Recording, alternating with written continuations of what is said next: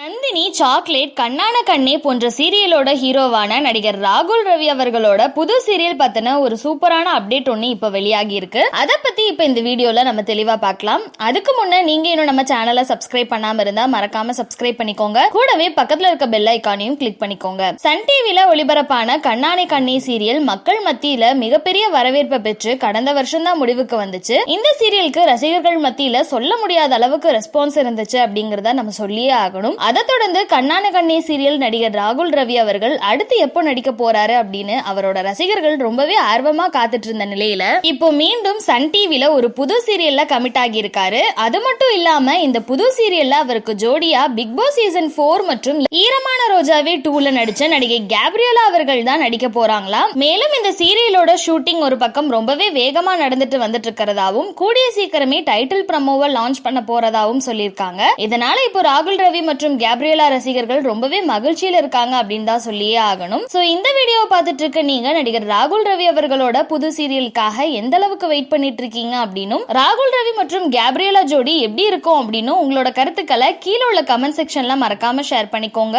மேலும் இந்த வீடியோ பிடிச்சிருந்தா லைக் பண்ணுங்க, ஷேர் பண்ணுங்க. இது போன்ற பல செய்திகளை தெரிஞ்சுக்க நம்மளோட சேனலை மறக்காம சப்ஸ்கிரைப் பண்ணிக்கோங்க.